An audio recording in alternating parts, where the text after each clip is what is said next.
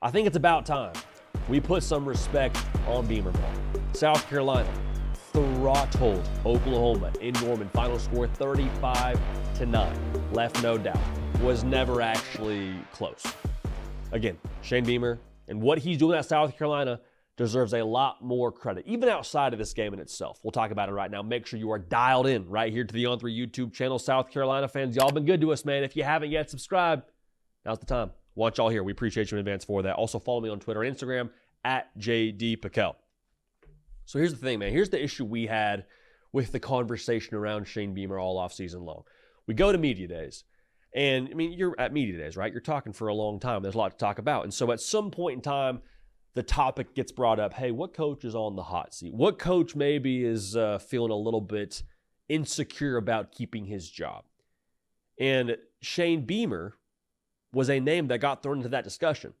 And we were very quick to say, what are you talking about? Shane Beamer?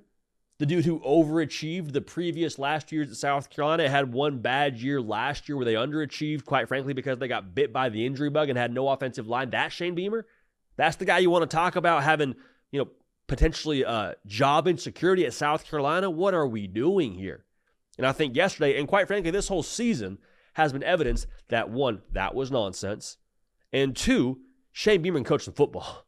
All right, and there's honestly, Shane Beamer teams, to me, have a couple of traits that I think define them as Shane Beamer teams. Because everyone says Beamer ball and they talk about special teams, and that's 100% true. That's what Shane Beamer has made a mark doing along with his father. But his teams consistently defy whatever's on paper here, all right? They consistently do more than whatever the roster says or the spread says. South Carolina was a 1.5-point dog, I believe, rolling into that game in Norman yesterday. Blew the doors off Oklahoma.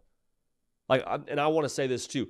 This is not a conversation around Oklahoma. Oklahoma very, very clearly has their own problems. So go ahead and check the comment section. People will be saying, Oklahoma's this, Oklahoma's that. Yeah, we know.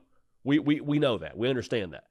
But I think the way that his teams consistently are able to overcome whatever the talking points are around them as to why they can't have success is a mark of why they're a Beamer ball kind of team. And also, they play for Shane Beamer. And that sounds cliche, but y'all, it's the truth. You can tell that they want to go play for their head coach. They want to give that little extra something there on whatever down it is, whether it's a crucial situation, whether it's fourth down, whatever it looks like. They want to go that extra mile because of the leader of their football program. And that matters. It does, I promise you. Having been in locker rooms, who you have calling the shots, who you have in the team meeting rooms with you, that adds up. That plays a factor. And it's kind of unquantifiable. But the unquantifiables, I think, are what defines Shane Beamer and the football teams that he coaches and defines the South Carolina team. Now, another thing that defines this team that is quantifiable is this defense is nasty.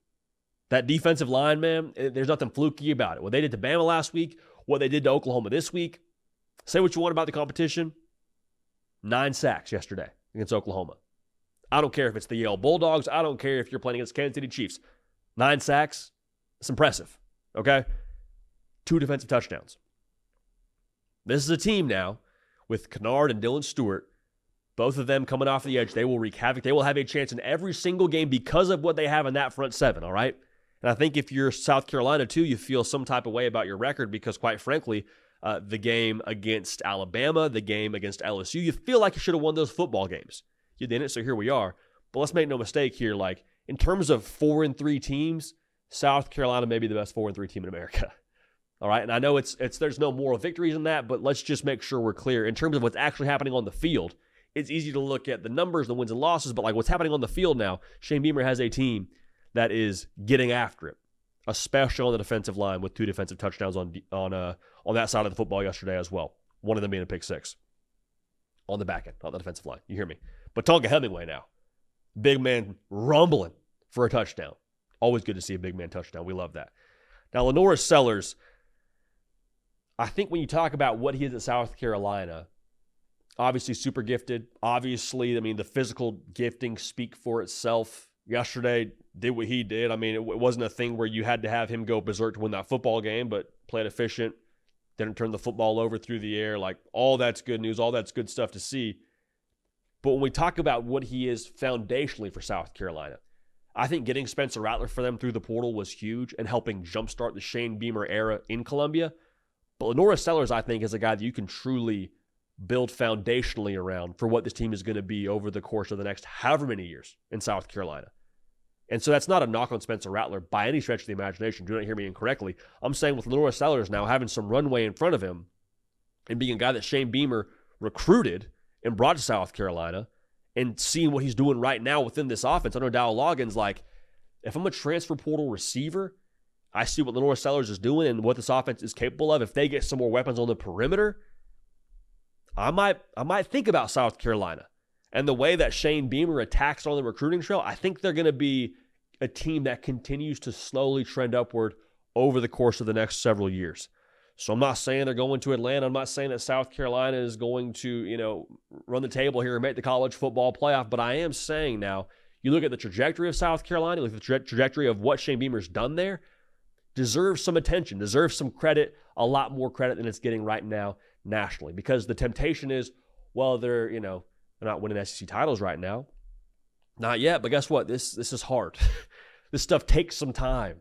It takes some time to get the right talent nucleus and the right foundation to build to get to where you want to go.